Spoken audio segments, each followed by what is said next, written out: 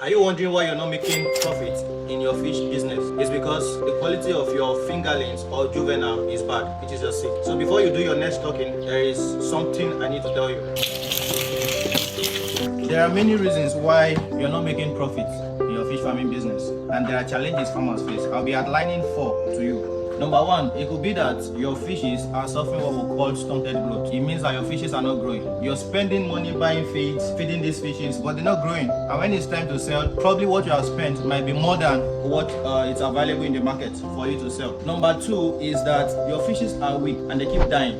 So what do? It is because you're buying poor fingerlings or juvenile. Then number 3 is disease resistance. There are many farms that have witnessed that their fishes are always prone to diseases. They don't have a very good resistance to disease, and this is a secret that many farmers will not tell you. All you know is that you're coming to buy fish and they will sell to you. It is a very, very bad business for you, and it's going to affect whatever profit you're supposed to get at the end of your cycle, which you're stocking. Number 4 is cannibalism. There are farms where the fishes keep eating up themselves. At us farm, what we make sure we do is to solve these problems.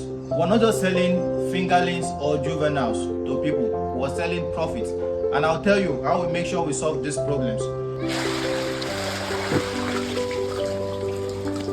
At us farm, there are standard practices we adhere to make sure you're getting the very, very best fingerlings and juvenile. You cannot buy your stocks from us and have stunted growth. It's not possible. We are very, very well intentional about what we call inbreeding. What causes stunted growth is inbreeding. When you do inbreeding in your farm and some other unprofessional practices, we make sure we do not do what is called inbreeding.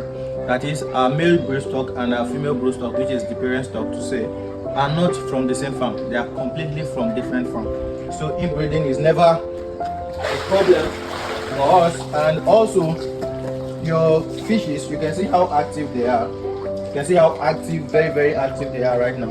Is because of the standard practices we adhere to make sure we are raising these fishes. In our hatching room, the setup is well standard. It wasn't just constructed anyhow. You can show them the video of the hatching building. You can see that how it is. That is about 200,000 hatching capacity over there. And cannibalism rate is a problem we try to educate farmers and help them solve. You can't stop it, right? Catfish we keep eating themselves, but it has to be very, very minimal. And how do we do this? To make sure we have a well sorted fingerlings and juveniles for you. Well sorted. So for example, when you go to some farms and you want to buy juvenile, they'll give you fingerlings and post fingerlings with juvenile, all of them mixed together. And it's not going to help you as a farmer. Aside the fact that they are cheating you, giving you different sizes, it's not going to help you as a farmer because your cannibalism rate is going to be high. Make sure you know what you're doing as you're buying your fingerlings or juvenile. At us farm, our prices are very, very, very much affordable. Make sure you place an order, buy from us, and you're going to enjoy the services we're giving to you. Like as you can see, if you need 100,000, it's available, 50,000, whatever quantity you want to buy to any state in Nigeria, it's available. We can wheel it to you, right? We can wheel it to you anywhere you are. But we are in Abuja, in Kola, and you need to place order immediately because you can see what we have available. In less than 1 week, they are all gone. So you need to place order and thank you later. Bye.